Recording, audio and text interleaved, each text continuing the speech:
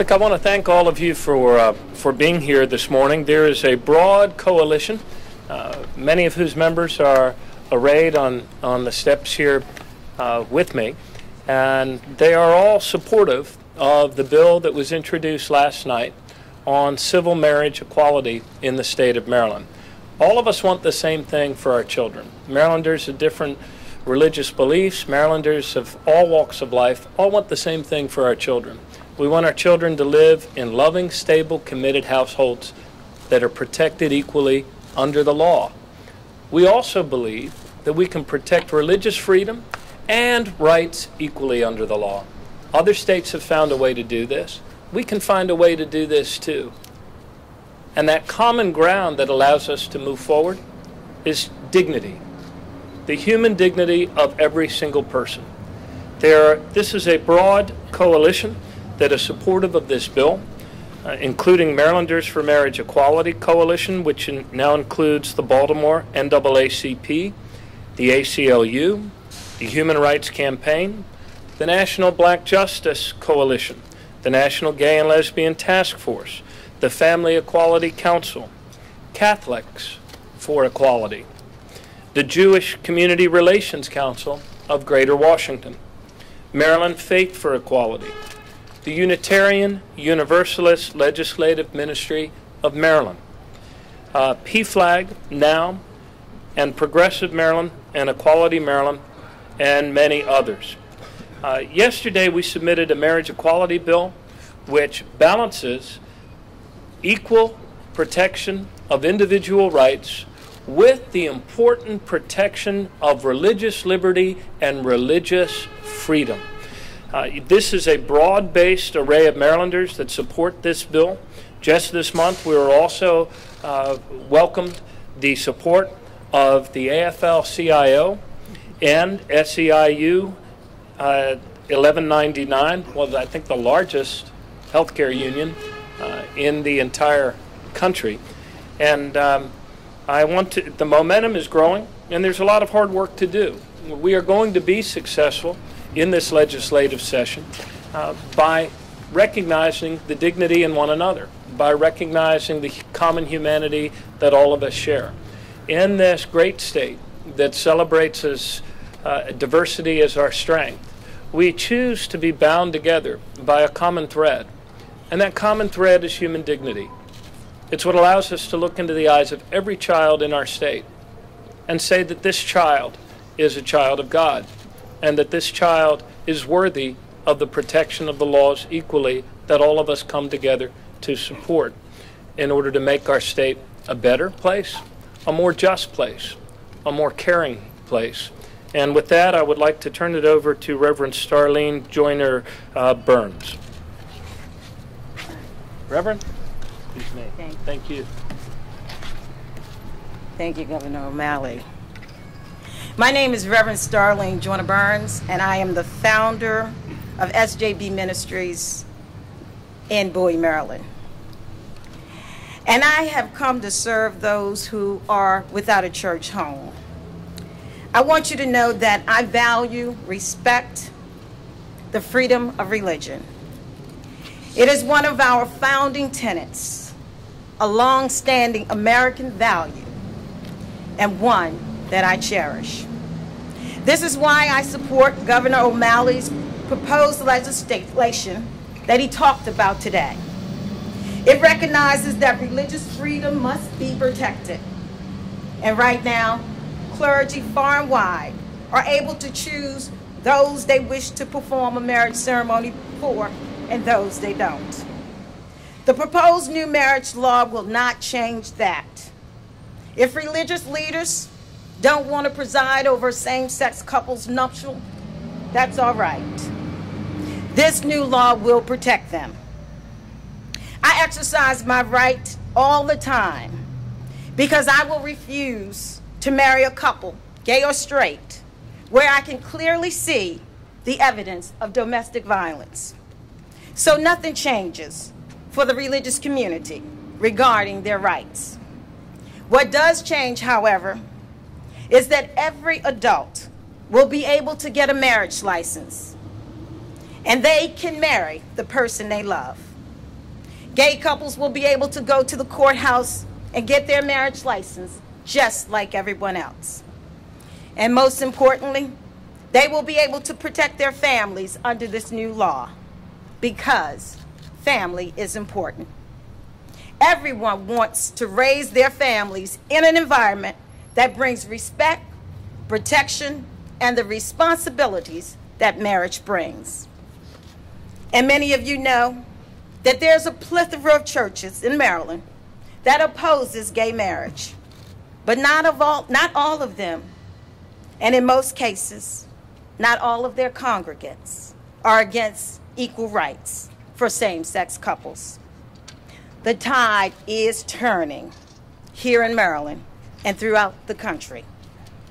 And over time, those of us who support this issue will keep having conversations to educate others. The message of marriage equality has nothing to do with religious marriages, but it has everything to do with fairness. And that is why I'm proud to be here today. I think that Governor O'Malley is doing the right thing for Maryland families, because families are important and family matters. Thank you.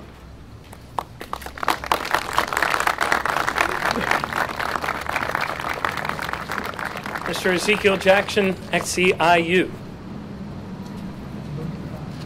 Good morning, everyone. My name is Ezekiel Jackson. I'm a political organizer with 1199 SCIU. I'm also currently serving as the president of Marylanders for Marriage Equality. First, I'd like to thank the governor for his leadership on this issue. I'm here today representing my union, 1199 SCIU. We're made up of 9,000 members in the region and more than 350,000 members in 5 states and the District of Columbia, making us the largest local union in the country.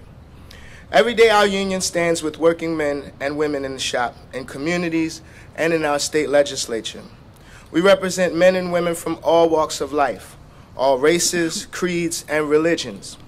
We represent straight, gay, and lesbian workers, and we make no distinctions. In contract bargaining, straight and gay workers stand together to negotiate same-sex benefits, because workers know that all of us deserve the same benefits for the same work, regardless of who we love. So standing up for marriage equality is an extension of that demand for basic fairness. When we talk with our members about this issue, and our members are predominantly African American, and contrary to what some white folks may tell you, we're not all monolithic on this issue or any issue. Things are not so black and white, if you'll pardon the expression. I've had a lot of conversations about the issue with members of our union, and by and large, when I explain exactly what the bill would do, namely, give same-sex couples the ability to get a marriage license, and what the bill would not do, namely, force anyone or any church to change their definition of marriage, the response I get is support for the bill. People understand basic fairness and know the golden rule, and it doesn't take much to apply them to this issue. As a father of 3 beautiful little girls, I teach my daughters to respect people, even those that have different views of the world than we do. I also teach them to love themselves and not let anyone keep them from being who they are. We all want the best for our children, including committed same-sex couples. That's what marriage and family are all about, and that's what marriage equality is about. Thank you. Next, I want to introduce 2 beautiful Marylanders who are here today, a couple, O'Brien Banner and Darrell Fields.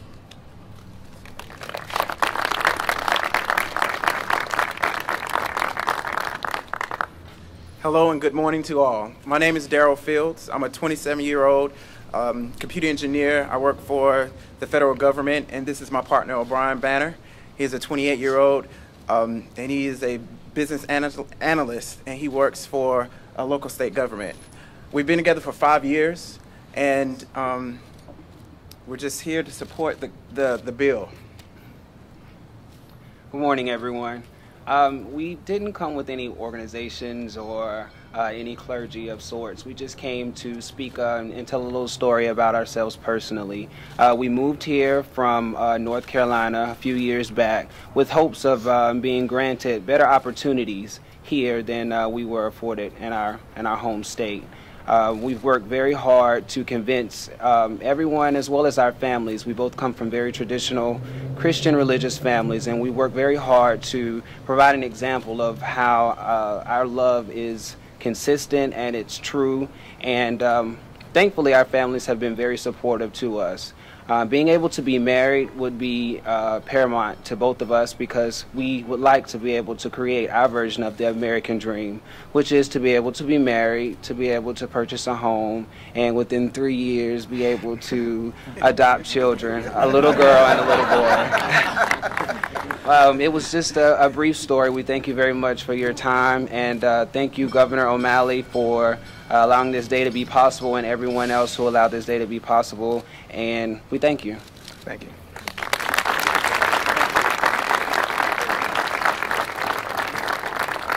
Let me introduce Senator Rich Madaleno. Senator? Thank you very much, Governor O'Malley, and thank you for opening up your house, the People's House, to all of us this morning. We were able to have a wonderful breakfast with so many same-sex couples from around the state. I want to take a moment to also thank several of the partners that have made sure that we have gotten here, and I want to specifically thank Equality Maryland, the ACLU of Maryland, and the Human Rights Campaign for their efforts to make sure that we're able to be standing here today and have the governor joining the battle this year to finally pass marriage equality. And I also want to thank, as we do this struggle, so many Maryland couples have stepped forward to tell their stories, but I want to particularly thank Lisa Polyak and Gita Dean, who for years have stood up and explained their family and have talked about the need for the legal recognition that comes only with marriage. And they have stood up for a long time and said, and stood with their daughters and said how important it was for them and for so many of the same-gender couples of this state to have full marriage equality. And we wouldn't be here without you, Governor, and we wouldn't be here without Lisa and Gita right now either.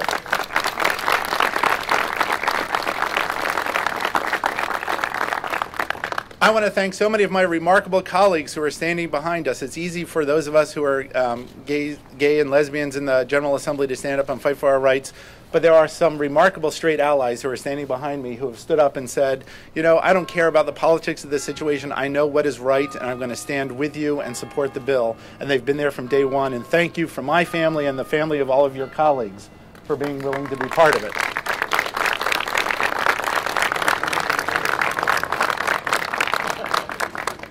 You know, I grew up in Maryland, and I have the opportunity and the good fortune to have my parents still living with us in Bethesda. And, you know, as a child, I have seen them, I think, enjoy, witness, relish the fact that their child has found happiness, love, and a fairly decent career. And hopefully one that at least one of them is proud of. So sorry, inside political bipartisan humor here. But they have stood forward and said, they have watched me find someone in my life to love, my husband Mark. They've watched us have children and now raise our two children together. And while we had breakfast, we started with a benediction from a wonderful minister who talked about, you know, really as a parent, what do you hope for? You hope that your child will grow and find someone to love and someone who loves them. And we don't necessarily choose who that person is. It's a mystery of who that person is. But as a parent, we're excited when a child finds that person to love, finds that person to spend their life with, finds that person to grow. And as a state, we have an interest in recognizing that loving relationship, in making sure that a long-term loving relationship survives. And that's what we're asking for here with marriage equality. Really, it's not about rights and benefits.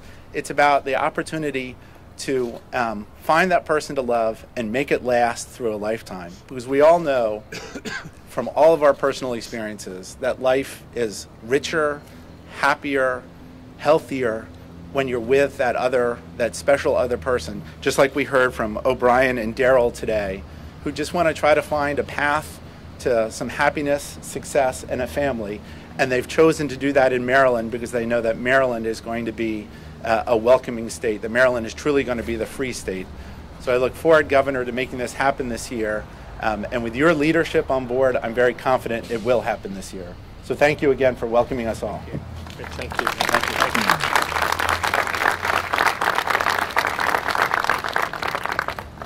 I want to thank Reverend Coates, Reverend Hickman for being with us here as well.